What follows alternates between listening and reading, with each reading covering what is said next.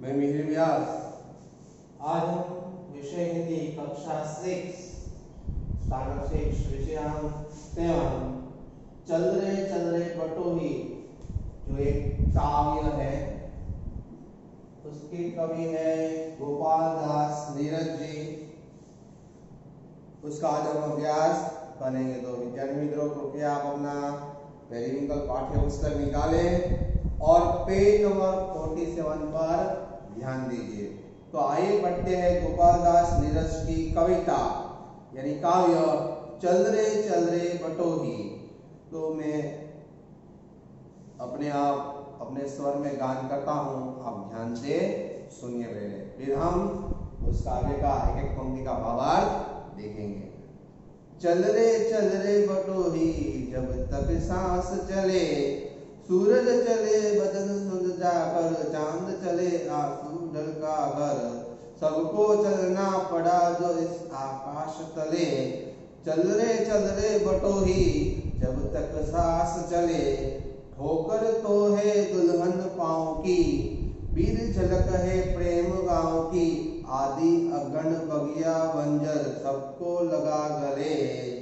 चल रे बटोही जब तक सांस चले, पग की प्यास बुझा छालों से, मत घबरा चुभने वालों से, नहीं सेज पर नहीं मेज पर, कांटों में फूल खिले। चल रे बटोही जब तक सांस चले, चलना ही तो रे जीवन है, रुक जाना तो मौत मरण है। रुके न तब तक कदम, न तब तक मंजिल तुझे मिले। रुके न तब तक कदम, न जब तक मंजिल तुझे मिले। चल रे बटोही जब तक सांस चले। तो इस प्रकार हमने काव्य का अपने स्वर में गान किया। अब हम एक एक पंक्ति लेकर आपको उसका भावार्थ समझाएंगे, तो आप कृपया ध्यान से सुनिएगा।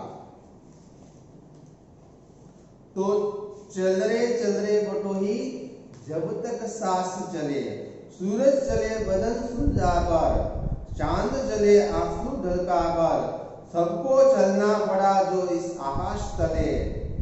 चल रे बटोही जब तक सांस चले। तो कवि गोपाल दास नीरज जी कहते हैं कि बटोही यानी यात्री, मुसाफिर, कि यात्री को जब तक अपनी सांस चलती रहती है तब तक उसे आगे चलते रहना चाहिए। चाहे सूरज अपना बदन यानी हमारा शरीर जलाए या चंद्रमा आंसू ढलकाकर चले, यानी चाहे धूप हो या छांव हो, हमें इस आकाश के नीचे, उसके तल के नीचे हमेशा सबको साथ लेकर चलना पड़ता है। इसलिए हे यात्री, जब तक तेरी सांस चले तब तक तुझे आगे चलते रहना है।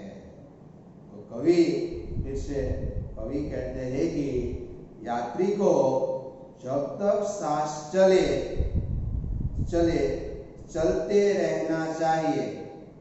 चाहे सूरज उसका बदन यानी हमारा शरीर जलाए या चंद्रमा आंसू ढलकाकर चले, यानी चाहे धूप हो या छांव हो, हमें इस आकाश के नीचे सबको साथ लेकर चलना पड़ता है। इसलिए यात्री, जब तक तेरी सांस में दम है, तुझे हमेशा मुश्किलों का सामना करते करते आगे चलते रहना चाहिए। ये थी पहली पंक्ति। अब दूसरी पंक्ति ध्यान से सुनिए। ठोकर तो है दुल्हन पाँव की, पीर झलक है प्रेम गाँव की, आधी अगंड बगिया बंजर सबको लगा गले। चल रे बटोही जब तक सांस चले।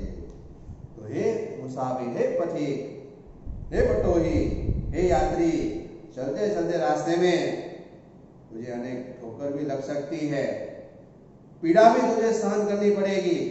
पीर यानी पीड़ा,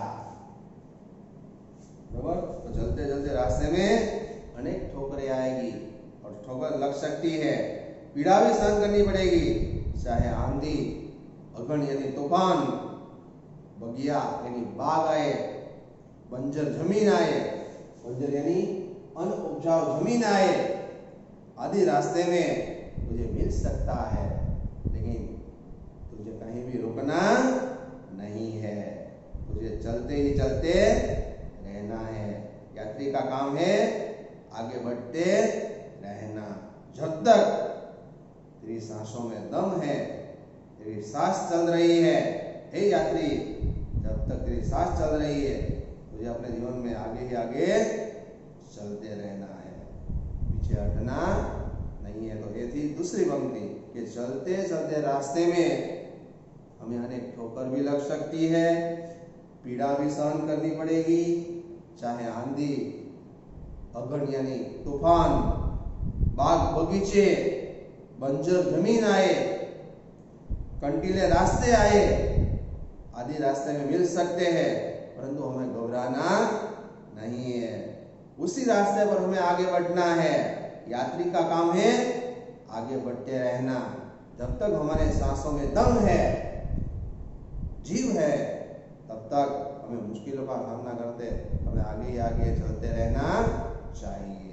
अब थर्ड, पग की प्यास बुझा छालों से, मत घबरा चुभने वालों से, नहीं सेज पर नहीं मेज पर, कांटों में फूल खिले, चल रे बटोही, जब तक सांस चले। तो प्रस्तुत पंक्ति में कवि कहता है कि पैरों की प्यास छालों से बुझती है और यात्री को चुभने वाले कांटों से नहीं घबराना चाहिए। यानी कवि कहता है नंगे पैरों में भले ही छाले पड़ जाए, यानी छाले भी पड़ सकते हैं और कांटे भी चुभ सकते हैं, लेकिन तुम्हें घबराना नहीं है, उसी रास्ते पर आगे बढ़ना है। फूल खिलते हैं कांटों में, नहीं सेज पर यानी सैया पर या मेज यानी टेबल पर। फूल हमेशा कांटों में ही खिलते हैं, फिर भी कितने अच्छे लगते हैं। वह सेज यानी सैया पर और मेज यानी टेबल पर नहीं खिलते हैं, वह कांटों के बीच रहकर ही खिलते हैं। उसी तरह चाहे रास्ते में पैरों में छाले पड़े या कांटे चुभे, लेकिन तुम्हें अपने रास्तों से बीच में रुकना नहीं है।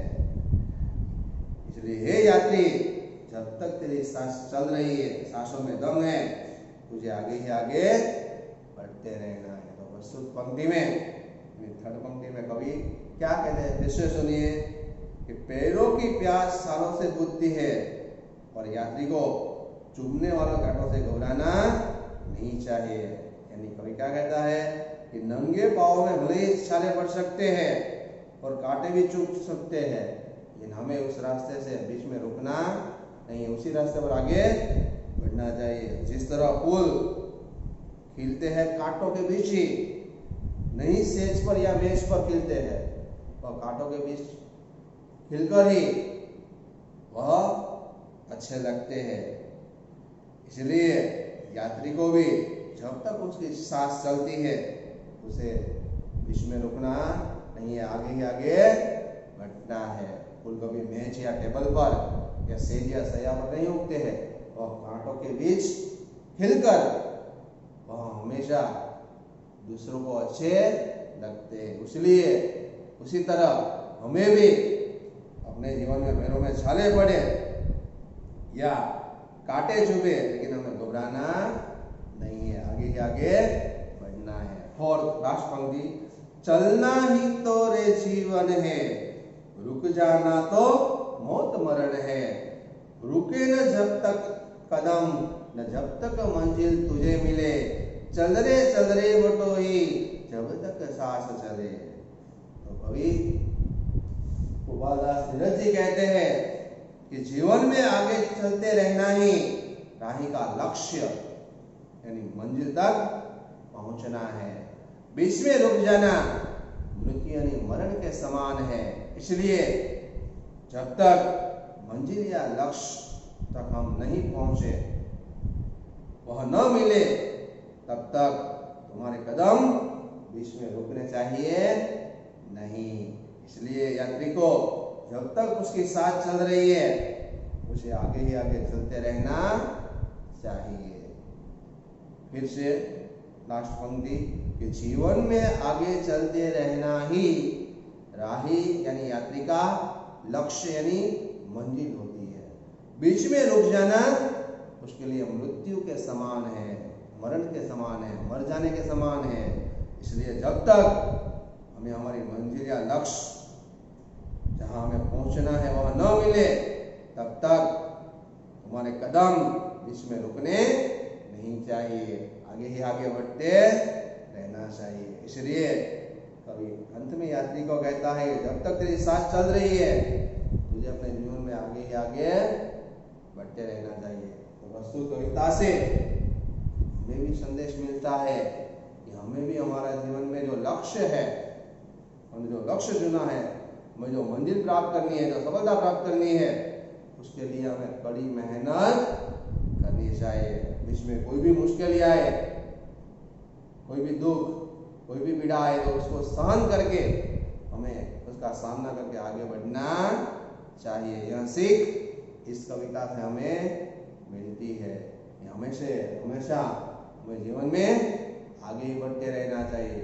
बीच में चाहे कोई भी मुश्किल आए तो रुक जाना नहीं है। तो विद्यार्थी मित्रों, यह कुछ शब्दार्थी है। बकोही तो यात्री, झुलसा तो जरा कर, पीर तो दुख पीड़ा, बंजर तो अनउपजाऊ जमीन, पग तो पैर, मंजिल तो लक्ष्य, गंतव्य से जहां पहुंचना है वह स्थल। अब हम इसका स्वाध्याय करेंगे। तो आप पेज नंबर 48 पर ध्यान दीजिए। तो प्रश्नोत्तर जो मौखिक है वो मैं आपको लिखवा देता हूँ यहाँ डायरेक्ट उसके आंसर, क्योंकि वो आपकी बुक में भी नहीं है, इसलिए आप लिख लीजिए। अभ्यास के अंदर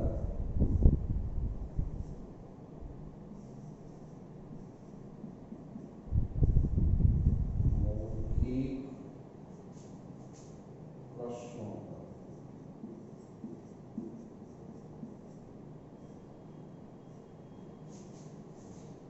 पहले का आंसर है, पहला प्रश्न है कवि यात्री से कब तक चलते रहने को कह रहा है?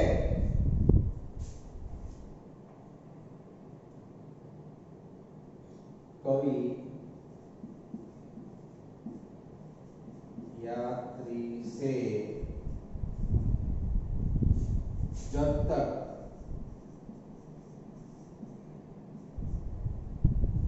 उसकी सांस चले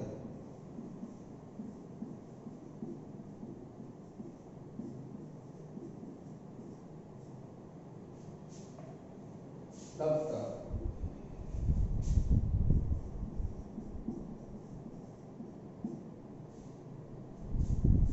चलते रहने को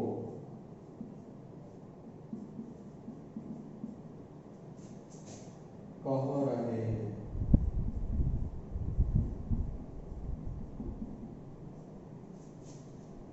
सेकेंड, कवि के मतानुसार जिसने भी जीवन प्राप्त किया उसे क्या करना पड़ता है? तो कवि के मतानुसार जिसने भी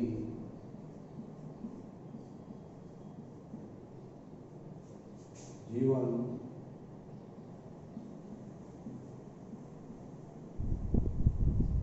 प्राप्त किया है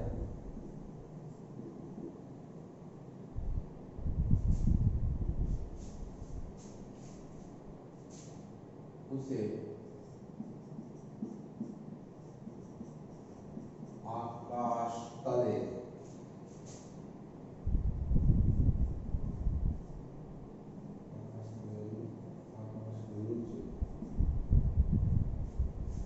चलना पड़ता है।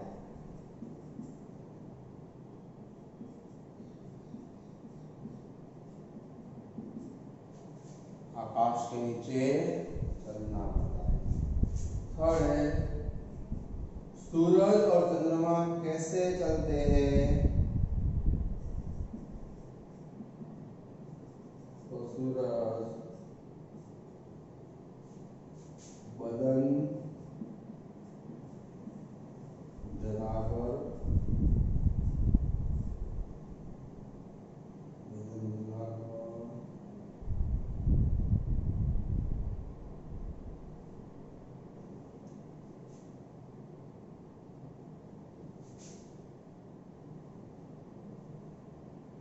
और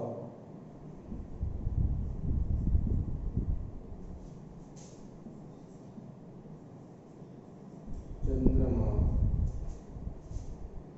आंसू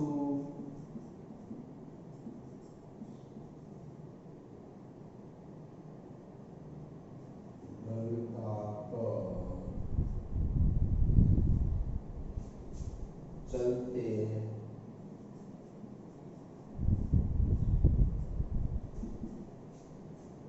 तो विद्यार्थी मित्रों, एक प्रश्नों के उत्तर आपको लिख लेने हैं।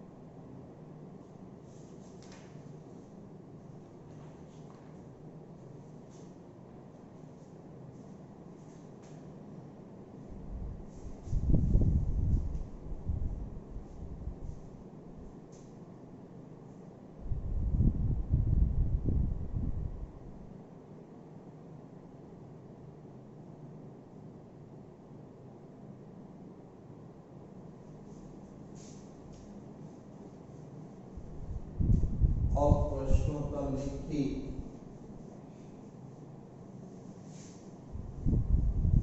उसका अभ्यास करेंगे।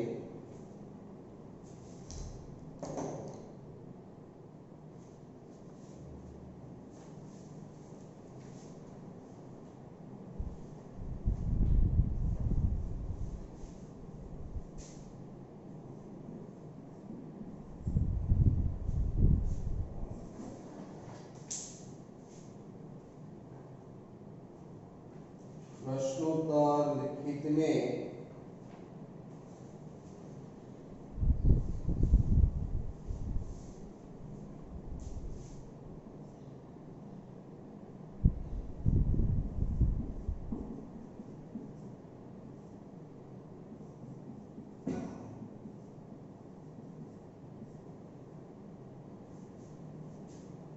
डायरी में हम आंसर लिखते हैं। कवि ने किस किस को गले लगाने की बात कही और क्यों? तो पहले का आंसर है कवि ने आंधी,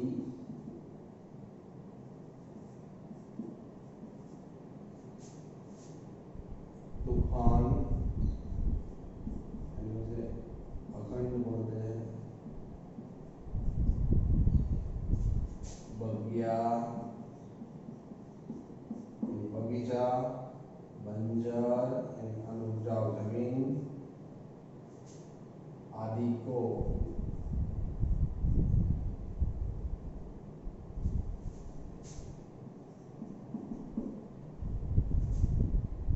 गले लगाने की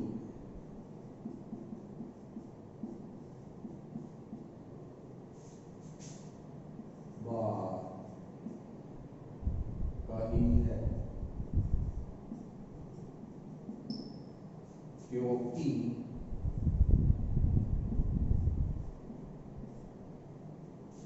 ये सभी चीजें यात्री को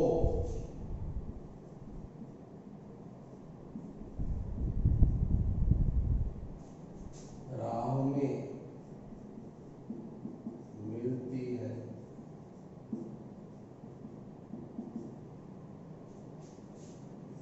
सेकंड में खास ध्यान रखिए आप, इस कविता का सार अपने शब्दों में लिखिए।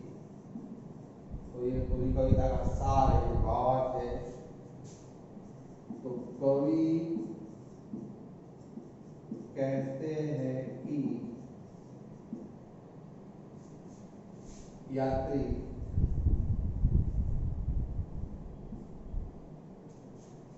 को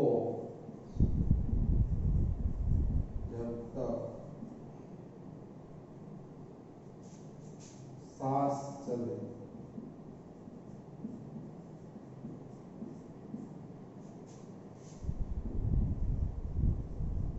चलते रहना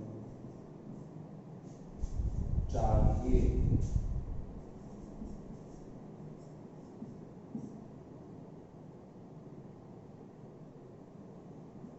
चाहे धूप हो या चंद्र की पूर्णिमा का छांव,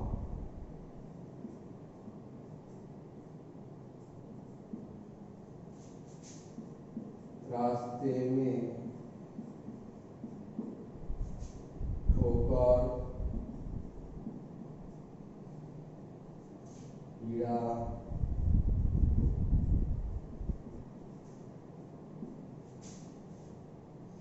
आदि सहन करना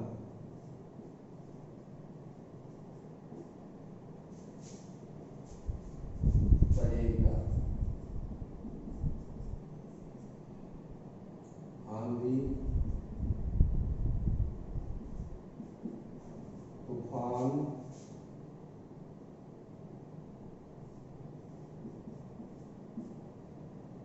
या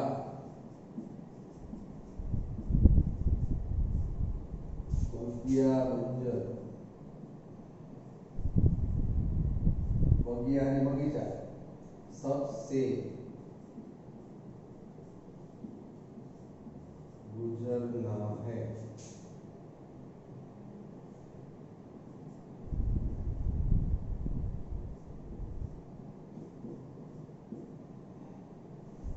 नंगे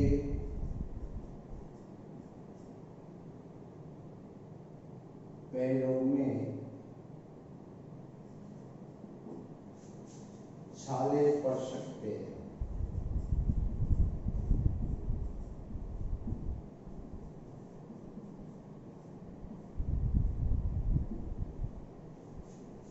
और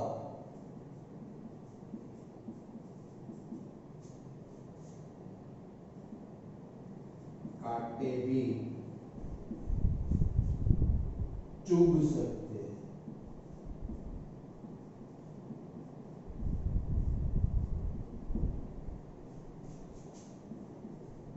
फूल,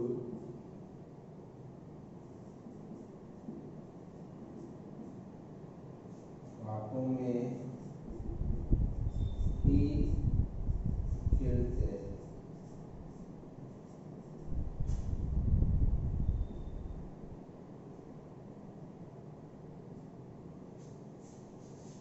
नहीं से या मेज पर, मेज यानी टेबल,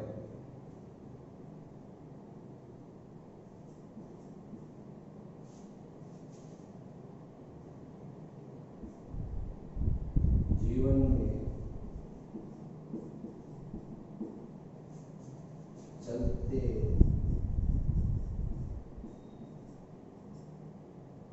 रहना ही राही का लक्ष्य है। रुक जाना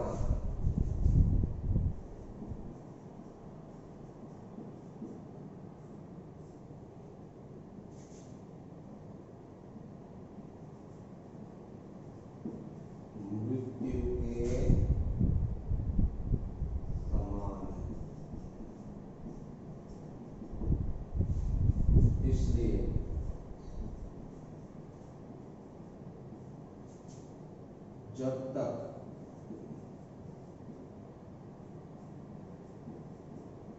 हमारी सांस चले,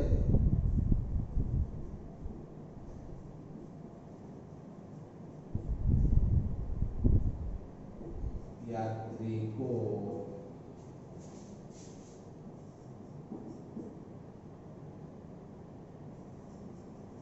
चलते ही रहना चाहिए।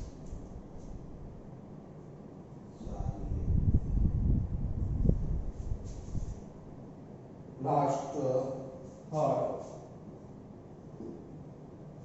सूरज और चंद्रमा कैसे जलते हैं? तो इसके पहले में जो आ गया है फिर भी होने देते हैं। सूरज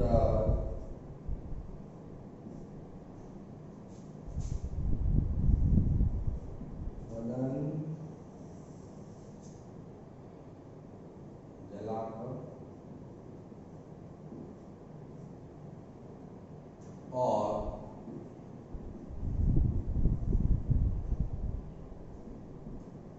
चंद्रमा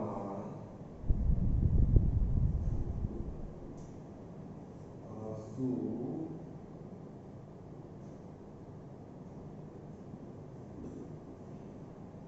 ढलकाकर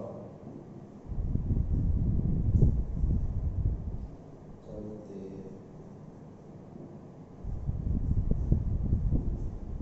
तो विद्यार्थी मित्रों, एक क्वेश्चन आंसर भी आपको लिख लेना है। अब एक जो क्वेश्चन है, नीचे गए विकल्पों में से सही उत्तर पर निशान लगाए, वो इस पीरियड में हम देख लेते हैं। बाकी का जो अभ्यास कार्य है वो अगले पीरियड में पूरा अभ्यास। निम्नलिखित पंक्तियों का भाव स्पष्ट कीजिए। काल, काल का परिवर्तन, अनेक शब्दों के लिए एक शब्द, दिए गए शब्दों के पर्यायवाची शब्द लिखिए, अशुद्ध और शुद्ध वाक्य, फिर उपसर्ग वाला अवसर हम तो पेज नंबर 49 पर है और नेक्स्ट पीरियड में करेंगे। तो पहले सही विकल्प वाला जो है वो हम देख लेते हैं। आप ये लिख लीजिएगा।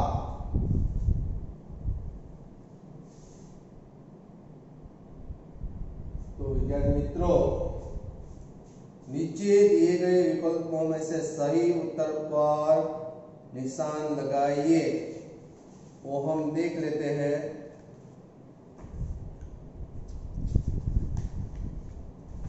तो पहला है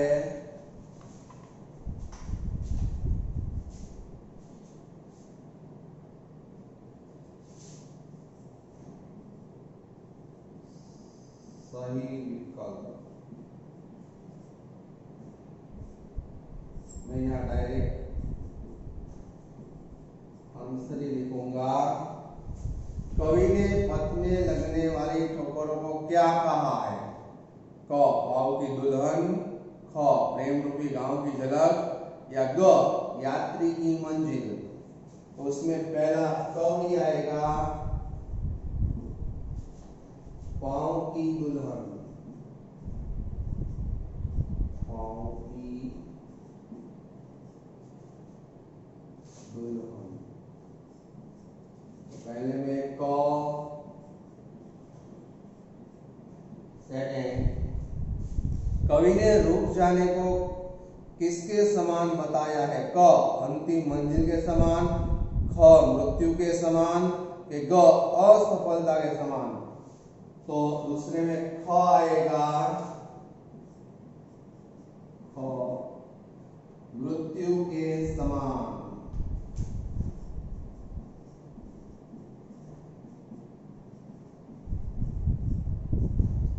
फिर लास्ट सही विकल्प में थर्ड, हमें कब तक नहीं रुकना चाहिए? क, जब तक राह में कांटे हो, ख, जब तक मंजिल नहीं मिले, या ग, जब तक सांस चले। तो ख आएगा। तीसरे में भी ख, जब तक मंजिल नहीं मिले।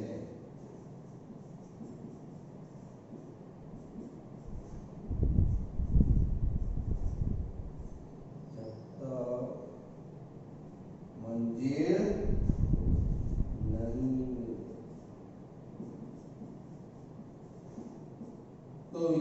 मित्रों ये मैंने जो करवाया है अभ्यास करेंगे, प्रश्नोत्तर लिखित, फिर 1 2 3 ये प्रश्न और सही विकल्प ये आपको होमवर्क में अपनी होमवर्क बुक में करके रखना है। बाकी का जो है पेज नंबर 49 और 49, 50, 51 और 52 उसका अभ्यास कार्य हम नेक्स्ट पीरियड में यानी लेक्चर नंबर 2 में करेंगे। ये था चल रहे तो ही भाग 1 यानी लेक्चर नंबर 1 में हमने चल रहे तो ही काव्य का अभ्यास किया, उसका भावार्थ हमने समझा, उसका प्रश्नोत्तर मौखिक मैंने आपको लिखवाया और प्रश्नोत्तर लिखे और ये सभी विकल्प चुनकर लिखिए मैंने आपको करवाया। आपको होमवर्क में ये प्रश्नोत्तर लिखित और ये सही विकल्प वाला करके होमवर्क में रखना है। अस्तु, अगले लेक्चर 2 में हम मिलेंगे।